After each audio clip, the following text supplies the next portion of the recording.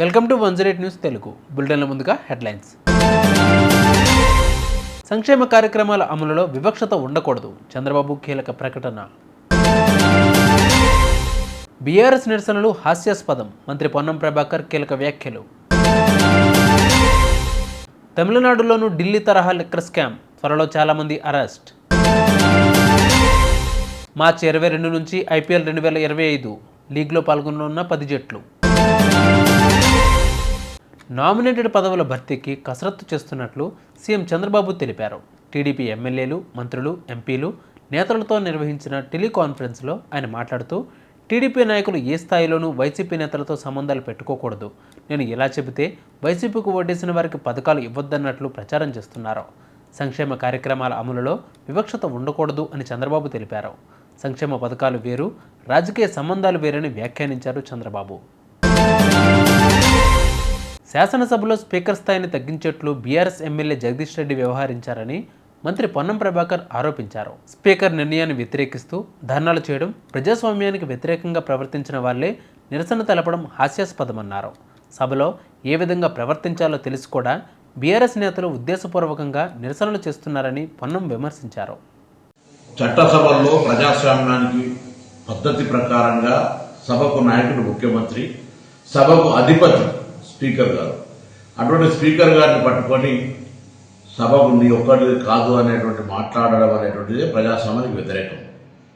గౌరవ స్పీకర్ గారు మళ్ళీ అవకాశం ఇచ్చింది పొరపాటు కూడా అవును నీది కాదు అని మాట్లాడుతూ మళ్ళీ కనీసం నన్ను సంప్రదించలే, నన్ను కనీసం నాకు అవకాశం కూడా చెప్పుకోవడానికి అనే మాట మాట్లాడుతూ ఇవన్నీ గమనిస్తున్న పార్టీ నాయకత్వం, టీఆర్ఎస్ పార్టీ కూడా ఇది జగదీష్ రెడ్డి గారు చేసింది తప్పు, స్పీకర్ గారిని సభను ఈ విధంగా మాట్లాడడం మంచిది కాదని చెప్తారని అనుకుంటే అది దానికి నిరసనగా నిన్న ధర్నా చేయడం, ఇవాళ నియోజకవర్గాల్లో ప్రజాస్వామ్యానికి వ్యతిరేకంగా ప్రవర్తించిన వాళ్ళే మళ్ళీ నిరసన చెప్తున్నారంటే ఇది పూర్తిగా హాస్యాస్పదం.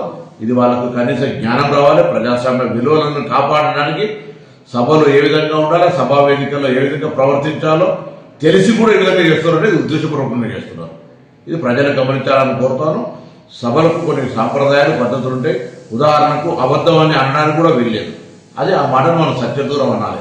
ఇట్లా కొన్ని శాసనసభలో కొన్ని అంశాలు ఉన్నటువంటి పరిస్థితుల్లో సభకు అధిపతి, సభని ఒక్కడదా అంటే ఎస్ శాసనసభకు అధిపతి అనే పదం దానిలోనే అర్థం కనబడుతుంటే కూడా దాని మీద తిరిగి మళ్ళీ ఒక దళితుడు కాబట్టి ఆ విధంగా వ్యవహరించడం అనేటువంటి మాట మాట్లాడతారు. ఇదే టీఆర్ఎస్ నాయకత్వం అడుగుతా ఉన్న, గతంలో చిన్న శాసన మండలి చైర్మన్కి సంబంధించిన అంశం మీద ఏదో కాగితం పారేసిరని చెప్పి మీరు ఇద్దరి సభ్యులను మొత్తం సభ నుంచి కంప్లీట్గా తొలగించినారు, బర్తరఫ్ చేశారు. ఇది మర్చిపోయిన ప్రజాస్వామ్యంలో. అందుకే మళ్ళీ చెప్తా ఉన్నాం, ఇటువంటి మాటలు వద్దు, ఇటువంటి నిరసనలు ప్రజాస్వామ్యానికి మంచిది కాదు. టీఆర్ఎస్ పార్టీ నాయకత్వం గమనించాలని కోరుతున్నాను. గత 2 ఏళ్లుగా ఢిల్లీ లిక్కర్ స్కామ్ అంశం రాజకీయంగా ఎలాంటి మార్పులు తీసుకువచ్చిందో చూసాం. తాజాగా తమిళనాడులో కూడా లిక్కర్ స్కామ్ ప్రకంపనలు సృష్టిస్తోంది. తమిళనాడు లిక్కర్ స్కామ్లో కీలక విషయాలను ఈడీ వెల్లడించింది. ఈ 1000 కోట్ల అవినీతి జరిగినట్లు తెలిపింది. ఒక్కో బాటిల్పై 10 నుంచి 30 వసూలు చేసినట్లు గుర్తించింది. స్టాలిన్ ప్రభుత్వం అవినీతికి కేరఫ్ అడ్రస్గా మారిందని బీజేపీ నేత అన్నామలై మండిపడ్డారు. త్వరలోనే ఈ కేసులో చాలామంది అరెస్ట్ అవుతారని వ్యాఖ్యానించారు. ఐపీఎల్ 2025 సీజన్ ఈ నెల 22 నుంచి ప్రారంభం కానుంది. కాగా ఈసారి ఫ్రాంచైజీలు తమ జట్లకు కెప్టెన్లను సైతం మార్చి యువ ప్లేయర్లకు అవకాశం కల్పించాయి.